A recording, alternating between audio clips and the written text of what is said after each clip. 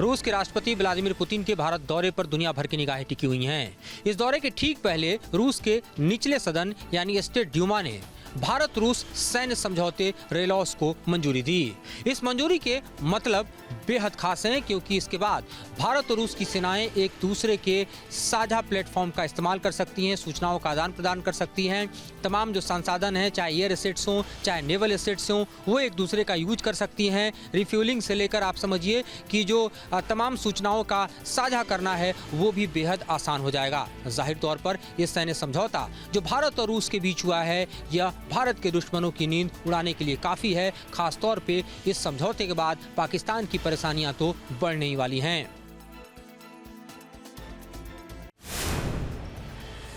कांग्रेस सांसद राहुल गांधी ने कहा है कि विदेशी मेहमानों से नेता प्रतिपक्ष की मुलाकात नहीं होने दी जा रही है। आमतौर पर यह परंपरा रही है कि जब भी कोई विशिष्ट विदेशी मेहमान भारत आता है तो नेता प्रतिपक्ष से उनकी मुलाकात होती है, पर इस समय ऐसा नहीं होने दिया जा रहा है। राहुल गांधी ने रूसी राष्ट्रपति व्लादिमीर पुतिन के भारत आने को लेकर के ये बात कही। उन्होंने ये भी कहा कि प्रधानमंत्री मोदी की भावना इससे दिखाई दे रही है कि वो कितना असुरक्षित महसूस कर रहे हैं कि विदेशी मेहमान से नेता प्रतिपक्ष से मुलाकात नहीं हो रही है। एलओपी एक दूसरा पर्सपेक्टिव देता है। हिंदुस्तान को हम भी रिप्रेजेंट करते हैं, हाँ? सिर्फ सरकार नहीं रिप्रेजेंट करती है। तो सरकार नहीं चाहती कि ऑपोजिशन के लोग बाहर के लोगों से मिलें। ये ट्रेडिशन है, ये नॉर्म है, बट मोदी जी इस नॉर्म को फॉलो नहीं करते हैं। फॉरेन मिनिस्ट्री इस नॉर्म को फॉलो नहीं करती। Thank you. नहीं चाहते सर आप? इनसिक्योरिटी है। उन्होंने ये भी कहा कि जब भी कोई भारत विदेशी मेहमान आता है या फिर भारत से जो लोग जाते हैं वो ये कहते हैं कि राहुल गांधी यानी कि उनसे मुलाकात नहीं होनी चाहिए। ऑस्ट्रेलिया के नए कानून के तहत अब सोशल मीडिया से 16 साल से कम उम्र के लोगों के अकाउंट को डीएक्टिवेट किया जा रहा है। दरअसल ऑस्ट्रेलिया के कानून के बाद मेटा ने तमाम यूजर्स को इस बात का मैसेज दिया है कि जो भी यूजर्स 16 साल से कम उम्र के हैं वो 10 दिसंबर से पहले अपने मैसेज और जो भी पोस्ट हैं उनको सुरक्षित कर लें, और जब वो 16 वर्ष के हो जाएंगे उस वक्त जन्म प्रमाण पत्र देने के बाद उनका अकाउंट जो है एक्टिव कर दिया जाएगा। फिलहाल 5 लाख के आसपास ऐसे अकाउंट को चिन्हित किया गया है जिन अकाउंट को 10 दिसंबर तक बंद कर दिया जाएगा। वीडियो जर्नलिस्ट प्रेम शंकर के साथ Amit Chaudhary, news state, Uttar Pradesh, Uttarakhand. Rajasthan medical association की ओर से एक सर्वे रिपोर्ट जारी की गई जिसमें बताया गया कि जो रात के समय वाहन चलते हैं उनमें जो आगे वाइट एलईडी लगी रहती है उसकी वजह से आंखों की रोशनी सिर्फ ब्लर नहीं होती बल्कि आंखों की रोशनी जाने का भी खतरा बना रहता है। इस रिपोर्ट में साफ कहा गया कि इसके अंदर से जो वाइट लाइट रहती है उसके अंदर से जो ब्लू कलर की जो रोशनी निकलती है वो आंखों के ऊपर दुष्प्रभाव डालती है और उसकी वजह से कई लोगों की आंखों पर कई नेगेटिव इफेक्ट देखने को मिलते हैं। देखिए, जो आजकल जो जितनी भी हाई बीम की लाइटें हैं और ख़ासकर जो पहले हैलोजन होती थी अब वाइट लाइट हो गई है एलईडी की, उसमें एक तो ब्राइटनेस बहुत तेज़ होती है और दूसरी चीज़ उसमें ब्लू लाइट का मिश्रण ज़्यादा होता है। वो एक तो आँखों को थका देती है, प्लस आँख का जो प्यूपल है, जो अपर्चर है आँख के अंदर, वो एकदम कंस्ट्रिक्ट हो जाता है, तो दिखना में एकदम कम हो जाता है दिखना। और इस तरह की जो लाइट होती है वो ब्रेन की जो बायोलॉजिकल क्लॉक है उसको भी चेंज कर देती है। ब्राइट लाइट एसोसिएटेड होती है दिन से।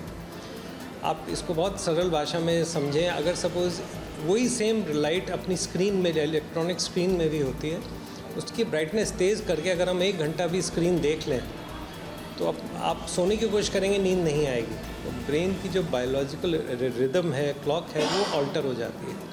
सेकेंडली, आंखों को ड्राई कर देती है ये लाइट। इससे सावधान रहने को कहा गया है। साथ ही डॉक्टर्स ये बताते हैं कि रात के समय अगर चलते हैं तो इस तरह के ब्लू लाइट को रोकने वाले चश्मे पहनकर आप सड़कों पर चले, जिससे कि जो आंखों में रोशनी आती है वाइट, इससे बचा जा सके और आंखों पर किसी तरह का कोई नेगेटिव इफेक्ट नहीं हो। इसके अलावा ऐसे वाहनों की जो रोशनी ज़्यादा वाइट है, जो कि हाई बीम में चलाते हैं, उनसे अपील भी की गई है जयपुर में कि वो लो बीम में शहर के अंदर ज़्यादा से ज़्यादा वाहनों को चलाने की कोशिश करें। वीडियो जर्नलिस्ट राजू चौधरी के साथ में शरद पुरोहित, न्यूज़ स्टेट, यूपी। इंडिगो के पैसेंजर लगातार परेशान हो रहे हैं। कुछ पैसेंजर्स हमारे साथ बात करने के लिए हैं जिन्होंने अहमदाबाद जाना था, सुबह 4 बजे की फ्लाइट थी और अब 2 बज गए हैं और बीच में ले ऑफ भी है जयपुर में। आपसे आपका नाम जानना चाहेंगे एक बार, अगर फ्लाइट की आप टिकट दिखा सके, और क्या प्रॉब्लम फेस करनी पड़ी है, कितनी प्रॉब्लम हुई?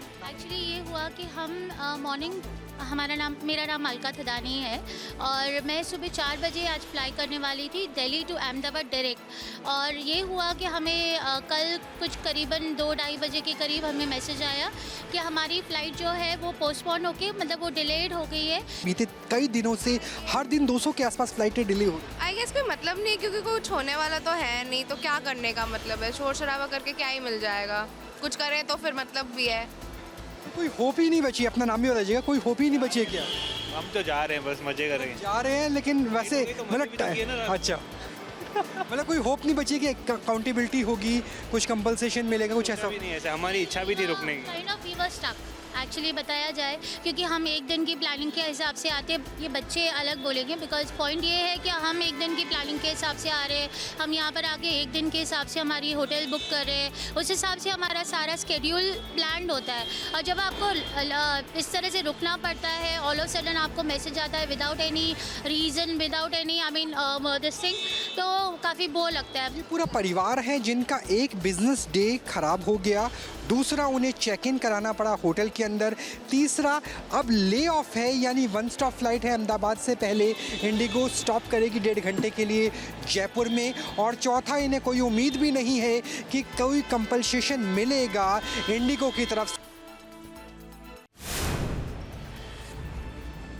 अहमदाबाद में इंडिगो की जो फ़्लाइट है वो लेट हो गई है, जिसके कारण यहाँ पे लोगों को परेशानी झेलनी पड़ रही है। कुछ पैसेंजर अपने साथ यहाँ से जुड़े हैं, आप उनसे बात करने का प्रयास करेंगे। क्या नाम है आपका? मुकेश कुमार जायसवाल। मुकेश भाई, आप यहाँ कब से आए हो और कब से परेशान? 3 घंटे से आए हुए हैं। 1:45 पे मेरी इंडिगो से फ़्लाइट थी, अंदर एंट्री लिए तो बोले कि आपकी फ़्लाइट 4 घंटे लेट है, मीन्स 8 बजे आ सकती है, वो भी कन्फर्मेशन नहीं है।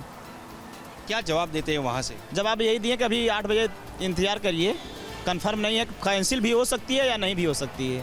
पैसे रिफंड की बात कुछ नहीं है अभी फिलहाल। दूसरे जो पैसेंजर है, आप कहाँ से आए हो, कहाँ जा रहे हो? मैं अहमदाबाद से जम्मू जाने वाला था, सुबह 9 बजे की फ़्लाइट थी। मैं 7 बजे यहाँ पे आ गया हूँ। तो पहले मैसेज आया था कि डिलेड है, फिर एक मैसेज आया चेक इन गेट नंबर 1 से आप चेक इन स्टार्ट हो गया है। फिर मैं भाग के आ गया विद इन टाइम, मगर यहाँ पे देखा कि फ़्लाइट 10:30 का था। अभी हर 1 घंटे में ये डिले होती जा रही है। अभी उसका फाइनल टाइम वो अभी जो बोर्ड पे बता रहा हूँ 5 बजे यहाँ से निकलेगी। और फिर मैंने उनको इंडिगो वालों को ही पूछा कि आपका स्टेटस क्या? बोला कि ये फ़्लाइट लखनऊ से आने वाली थी, जो लखनऊ से अभी तक उठी नहीं है और कोई कंफर्मेशन नहीं। मैंने बोला कैंसिल हो रही, वो भी नहीं बता रहा कैंसिल हो रही है, कुछ इंस्ट्रक्शन नहीं दे रहे। वो क्या है, जाने वाली है नहीं जाने वाली है। यहाँ पे ज़्यादातर लोग शादी वाले हैं जो फंसे, जिनका चेक इन बैगेज में माल पूरा बैग फंसे, वो जा भी नहीं, जो जाना चाहे कोई ऑल्टरनेट अरेंजमेंट भी नहीं कर सकते। फिलहाल जो लोग हैं वो परेशान हैं, क्योंकि जो फ़्लाइट डिले हो रही है उसका जो समय है वो अभी तक तय नहीं हुआ है। जो शादियों में जाना है, जो दूल्हा दुल्हन है वो भी यहाँ पे हैं, उनकी जो शादी है वो आज होने वाली थी, पर ये जो फ़्लाइट डिले है उसके कारण नहीं हो पा रही। अहमदाबाद में इंडिगो की जो फ़्लाइट है वो लेट हो गई है, जिसके कारण यहाँ पे लोगों को परेशानी झेलनी पड़ रही है। कुछ पैसेंजर अपने साथ यहाँ से जुड़े हैं, आप उनसे बात करने का प्रयास करेंगे। क्या नाम है आपका? मुकेश कुमार जायसवाल। मुकेश भाई, आप यहाँ कब से आए हो और कब से परेशान? 3 घंटे से आए हुए हैं। 1:45 पे मेरी इंडिगो से फ़्लाइट थी, अंदर एंट्री लिए तो बोले कि आपकी फ़्लाइट 4 घंटे लेट है, मीन्स 8 बजे आ सकती है, वो भी कन्फर्मेशन नहीं है। क्या जवाब देते हैं वहाँ से? जवाब यही दिए कि अभी 8 बजे इंतज़ार करिए, कंफर्म नहीं है, कैंसिल भी हो सकती है या नहीं भी हो सकती है। पैसे रिफंड की बात कुछ नहीं है अभी फिलहाल। दूसरे जो पैसेंजर है, आप कहाँ से आए हो, कहाँ जा रहे हो? मैं अहमदाबाद से जम्मू जाने वाला था, सुबह 9 बजे की फ़्लाइट थी। मैं 7 बजे यहाँ पे आ गया हूँ। तो पहले मैसेज आया था कि डिलेड है, फिर एक मैसेज आया चेक इन गेट नंबर 1 से आप चेक इन स्टार्ट हो गया है। फिर मैं भाग के आ गया विद इन टाइम, मगर यहाँ पे देखा कि फ़्लाइट 10:30 का था। अभी हर 1 घंटे में ये डिले होती जा रही है। अभी उसका फाइनल टाइम वो अभी जो बोर्ड पे बता रहा हूँ 5 बजे यहाँ से निकलेगी। और फिर मैंने उनको इंडिगो वालों को ही पूछा कि आपका स्टेटस क्या, बोला कि ये फ़्लाइट लखनऊ से आने वाली थी जो लखनऊ से अभी तक उठी नहीं है और कोई कंफर्मेशन नहीं। मैंने बोला कैंसिल हो रही, वो भी नहीं बता रहे कैंसिल हो रही है, कुछ इंस्ट्रक्शन नहीं दे रहे वो क्या है, जाने वाली है नहीं जाने वाली है। यहाँ पे ज़्यादातर लोग शादी वाले हैं जो फंसे, जिनका चेक इन बैगेज में माल पूरा बैग फंसे, वो जा भी नहीं, जो जाना चाहे कोई ऑल्टरनेट अरेंजमेंट भी नहीं कर सकते। फिलहाल जो लोग हैं वो परेशान हैं क्योंकि जो फ़्लाइट डिले हो रही है उसका जो समय है वो अभी तक तय नहीं हुआ है। जो शादियों में जाना है, जो दूल्हा दुल्हन है वो भी यहाँ पे हैं, उनकी जो शादी है वो आज होने वाली थी, पर ये जो फ़्लाइट डिले है उसके कारण नहीं हो पा रही।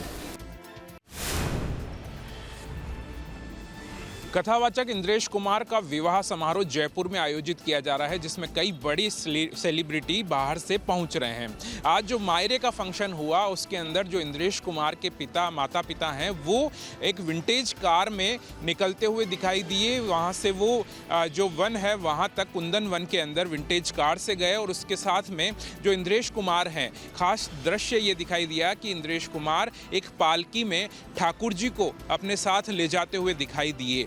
ये ताज आमेर होटल है जहां पर गेस्ट का आने का सिलसिला लगातार जारी है। देश और विदेश से यहाँ पर कई तरह के जो मेहमान हैं वो यहाँ पर पहुँच रहे हैं और साथ ही कहा जा सकता है कि जो धार्मिक लोग हैं, जो मंदिरों से जुड़े हुए हैं, जो अलग अलग महंत हैं, वो वृंदावन से भी यहाँ पर पहुँचे हैं और जयपुर से भी मेहमानों का पहुँचने का सिलसिला फिलहाल जारी है। वीडियो जर्नलिस्ट राजू चौधरी के साथ में शरद पुरोहित, न्यूज़ नेशन, जयपुर। जयपुर का आमेर ताज होटल, जहां चुनाव लोकसभा का हो या विधानसभा का, हर चुनाव से पहले भारतीय जनता पार्टी अपने मौजूदा सांसदों और विधायकों का सर्वे कराती है। वैसे में 27 के विधानसभा चुनाव से पहले भारतीय जनता पार्टी उत्तर प्रदेश में एक बार फिर से अपने विधायकों का सर्वे करा रही है और ये सर्वे प्राइवेट एजेंसियों के द्वारा किया जा रहा है। देखा जाए तो पहले चरण का जो सर्वे है वो पूरा हो चुका है। पहले चरण में पश्चिम और पूर्वांचल क्षेत्र का सर्वे किया गया है, वहां के विधायकों का सर्वे किया गया है और इस सर्वे को 3 कैटेगरी में बांटा गया है, ए, बी और सी। ए कैटेगरी में उन विधायकों को रखा गया है जिनका काम अच्छा है, परफॉर्मेंस अच्छा है और क्षेत्र में उनकी लोकप्रियता है, जिन्होंने विकास के कार्य कराए हैं। बी कैटेगरी में उन विधायकों को रखा गया है जिनका काम एवरेज है और सुधार की गुंजाइश है। हालांकि सी कैटेगरी में उन विधायकों को शामिल किया गया है जिनका परफॉर्मेंस बेहद खराब है और क्षेत्र की जनता में काफी रोष है उन विधायकों को लेकर और ऐसे विधायकों की जो संख्या है तकरीबन 90 से 100 के आसपास है। माना जा रहा है कि सर्वे के आधार पर ही 27 के चुनाव में भारतीय जनता पार्टी अपने विधायकों को चुनाव लड़वाने वाली है। इसके अलावा इस सर्वे में इस बात का भी ख्याल रखा गया है कि किस जाति में किस पार्टी की जो छवि है सबसे अच्छी है। तो इस सर्वे को लेकर चूंकि भारतीय जनता पार्टी आगे बढ़ रही है, 2 चरण के और सर्वे होने हैं और उसी सर्वे के आधार पर अगले चुनाव यानी कि 27 के विधानसभा चुनाव में भारतीय जनता पार्टी अपने उम्मीदवारों का चयन करेगी। वीडियो जर्नलिस्ट सैमुअल के साथ अविनाश सिंह, न्यूज स्टेट, लखनऊ। विश्व हिंदू रक्षा परिषद के द्वारा राजधानी लखनऊ में आज हुमायूं कबीर और मौलाना महमूद मदनी के खिलाफ एक प्रोटेस्ट मार्च निकाला जा रहा है। आप देख सकते हैं तस्वीरों में गोपाल राय जो विश्व हिंदू रक्षा परिषद के अध्यक्ष हैं, इनके नेतृत्व में जो दर्जनों कार्यकर्ता हैं इस संगठन के, वो इस वक्त यहाँ पर नारेबाजी कर रहे हैं और इस वक्त मेरे साथ खुद गोपाल राय जुड़े हुए हैं। भारत माता की। गोपाल जी, आप लोग प्रोटेस्ट मार्च निकाल रहे हैं, ये प्रोटेस्ट मार्च किस लिए निकाला जा रहा है? ये देखिए, मैं एक विरोध, विश्व हिंदू रक्षा परिषद इसलिए विरोध कर रहा है कि हमेशा सनातन धर्म के लोगों को और हमारे जो हिंदू समाज के देवी देवता हैं उन पर टिप्पणियां की जा रही हैं, अभद्र टिप्पणियां। ये कौन कर रहा है? एक तो तेलंगाना का सीएम है, दूसरे आप ले लीजिए यहाँ पर मदनी जो एक मौलाना मदनी है, ये टिप्पणी कर रहे हैं, लगातार हिंदुओं को निशाना बना रहे हैं।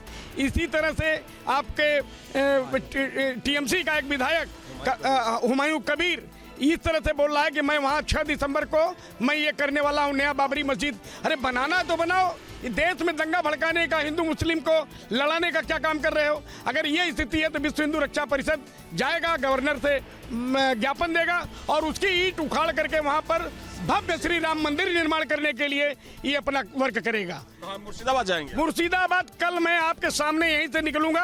मथुरा भी एक टीम जाएगी हमारी, दूसरी वहां जाएगी। जो हमारे पदाधिकारी देश भर के हैं अलग अलग जनपदों से, वो सब लोग इकट्ठा उधर मुर्शिदाबाद में होंगे और इधर मथुरा में होंगे। विश्व हिंदू रक्षा परिषद के जो तमाम कार्यकर्ता हैं कल मुर्शिदाबाद के लिए कुछ करने वाले हैं और कुछ कार्यकर्ता मथुरा के लिए कुछ करेंगे। वीडियो जर्नलिस्ट सैफुल हसन के साथ अविनाश सिंह, न्यूज स्टेट, लखनऊ।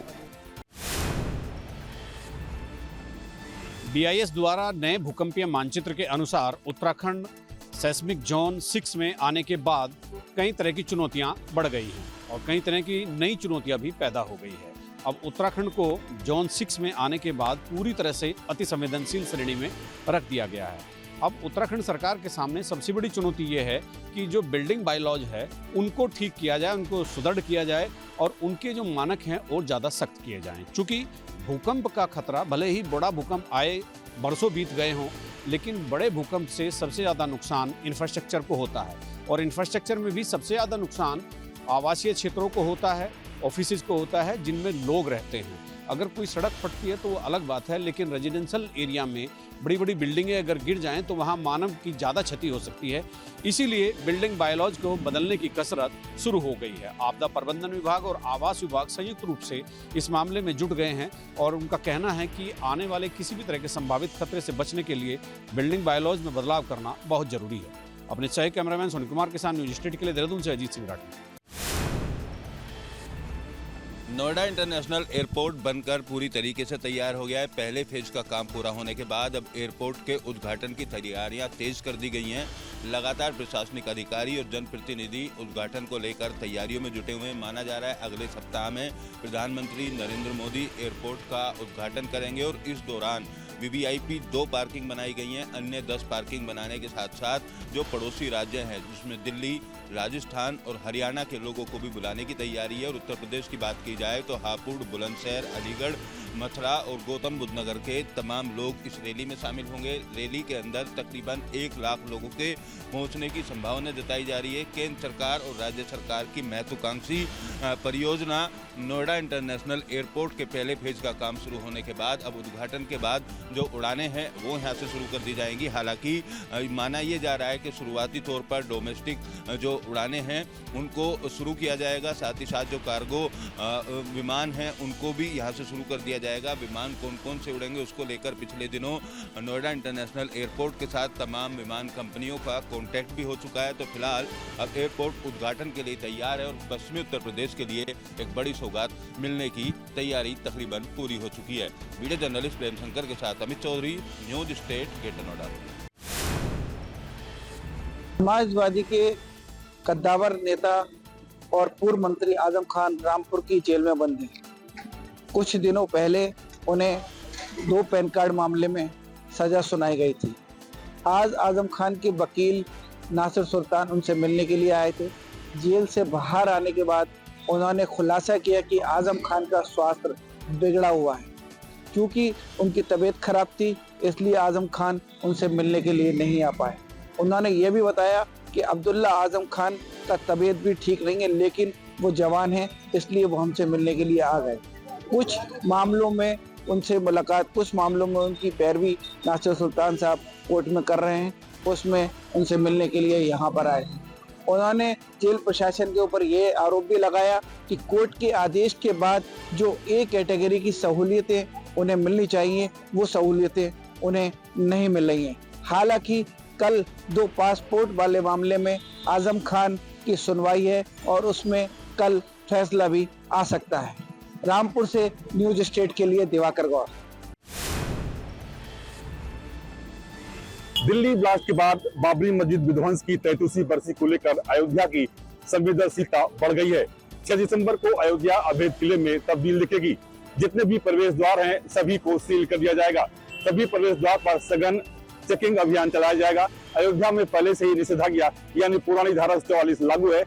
निषेधाज्ञा को पुलिस शासन कड़ाई के साथ पालन करवाएगी। किसी भी सार्वजनिक स्थल पर भीड़ इकट्ठा करने की अनुमति नहीं होगी। सुरक्षा के लिए जनपदीय पुलिस के साथ साथ हमारे पास यहाँ पर PAC और अन्य सुरक्षा एजेंसीज भी यहाँ पर लगातार डिप्यूटेड रहती हैं। उनमें आपस में अच्छा समन्वय बनाते हुए टेक्नोलॉजी की मदद लेते हुए, जिसमें कि CCTV कैमराज हैं, ड्रोन कैमराज हैं और सुरक्षा के जो उपकरण हैं उन सभी को यहाँ पर स्थापित किया गया है और निरंतर रूप से यहाँ की जो सुरक्षा है उसको सुदृढ़ करने के लिए डेली इसमें प्रयास किए जाते हैं। उसी क्रम में आने वाले दिनों में भी इसको उच्च कोटि की सुरक्षा यहाँ पर मेंटेन हो और जो भी श्रद्धालु यहाँ पर आ रहे हैं उनकी सुरक्षा और सुगमता का भी ध्यान रखा जाए, इसके लिए सभी प्रयास किए जा रहे हैं। 6 दिसंबर को मुस्लिम समाज योम गम तो हिंदू संगठन विजय दिवस मनाते हैं। किसी भी संगठन को सार्वजनिक स्थल पर कोई भी कार्यक्रम होने की अनुमति नहीं होगी। ये B Shukla, news state, Ayodhya. Bharat निर्वाचन आयोग के SIR प्रोग्राम में अन्य प्रदेशों में आ रही जटिलताओं को लेकर के उत्तराखंड में एक अध्ययन शुरू हो गया है। यहाँ पर SIR तो शुरू नहीं हुआ है, लेकिन यहाँ के निर्वाचन विभाग ने केंद्रीय चुनाव आयोग के निर्देश पर एक ऐसा होमवर्क शुरू कर दिया है कि जो कॉम्प्लिकेशंस अन्य राज्यों में आ रहे हैं वो उत्तराखंड में ना आए। इसके लिए प्रत्येक मतदाता तक पहुँच और समन्वय और संवाद अभियान की शुरुआत की जाएगी। इसके अलावा विशेष गहन पुनरीक्षण को लेकर के प्रारंभिक जो तैयारियां हैं उनकी जो बुनियादी चीज़ें हैं उनको परखा जाएगा। 2003 की मतदाता सूची से वर्तमान मतदाता सूची की मैपिंग की जाएगी और हर मतदाता तक पहुंच बनाने का एक बड़ा कार्यक्रम, बहुत ही सघन और विस्तृत कार्यक्रम यहाँ पर जारी किया जाएगा। इसी को लेकर के आज मुख्य निर्वाचन अधिकारी डॉक्टर BVRC पुरुषोत्तम ने एक प्रेस कॉन्फ्रेंस की और उन्होंने बताया जिस तरह से कॉम्प्लिकेशंस अन्य राज्यों में आ रहे हैं वो यहाँ पर उत्तराखंड में जब SIR शुरू हो ना आए, इसके लिए हम पूरी तैयारी पहले से ही कर रहे हैं। अपने सहयोगी कैमरामैन सोनी कुमार के साथ न्यूज स्टेट के लिए देहरादून से अजीत सिंह राठी। कानपुर देहात में NIA की बड़ी कार्रवाई देखने को मिली। यहाँ मावर में स्थित पेट्रोल पंप पर NIA की टीम ने छापेमारी की। पेट्रोल पंप का कोना कोना खंगाला। पेट्रोल पंप के कर्मचारियों से घंटों बातचीत की गई और बाद में पेट्रोल पंप के मैनेजर को NIA की टीम अपने साथ ले गई। इस दौरान औरैया पुलिस और बम डिस्पोजल स्क्वाड मौके पर मौजूद रहा। बताया जा रहा है कि ये पेट्रोल पंप औरैया के व्यापारी कमलकांत वर्मा का है। कमलकांत वर्मा का पुराना नाता हथियारों की तस्करी से रहा है, जिसके संबंध में वह जेल भी जा चुका है और उसके ऊपर कानूनी कार्रवाई भी की गई। इसी सिलसिले में बताया जा रहा है कि NIA को महत्वपूर्ण इनपुट मिले थे, जिसके बाद पहले औरैया में छापेमारी की और फिर इसका दायरा बढ़ता हुआ कानपुर देहात तक पहुंच गया।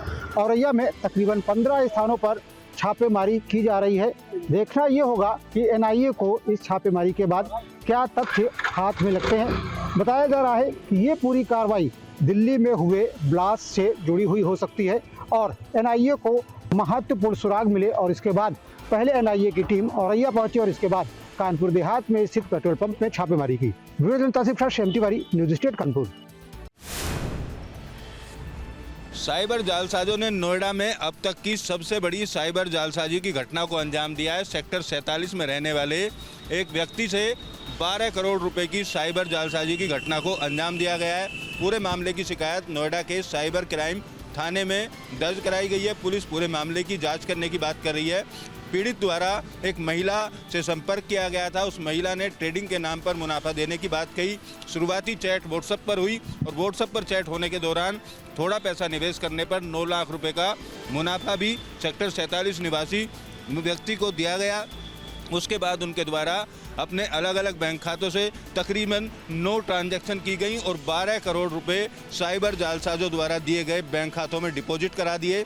जब प्रॉफिट का पैसा निकालने की कोशिश की गई, पैसा वापस निकालने की कोशिश की गई तो साइबर जालसाजों द्वारा संपर्क तोड़ लिया गया है। पूरे मामले को लेकर अब नोएडा की साइबर क्राइम थाना पुलिस जांच कर रही है। नोएडा पुलिस कमिश्नर के आदेश पर पिछले 2 महीने से लगातार हर एक संस्थान, RWA और सभी जगहों पर जाकर लोगों को जागरूक करने का काम किया जा रहा है। डिजिटल अरेस्ट और ट्रेडिंग में निवेश ना करें, लालच में ना फंसें, इस तरीके का बयान पुलिस की तरफ से दिया जा रहा है। सेमिनार आयोजित कराए जा रहे हैं। बावजूद उसके लालच में आकर नोएडा के लोग लगातार साइबर जालसाजों के निशाने पर आ रहे हैं। फिलहाल 12 करोड़ रुपए की इस ठगी को लेकर पुलिस के अधिकारी अब जांच कर आरोपियों की गिरफ्तारी करने की बात कर रहे हैं। वीडियो जर्नलिस्ट प्रेम शंकर के साथ अमित चौधरी, न्यूज स्टेट नोएडा।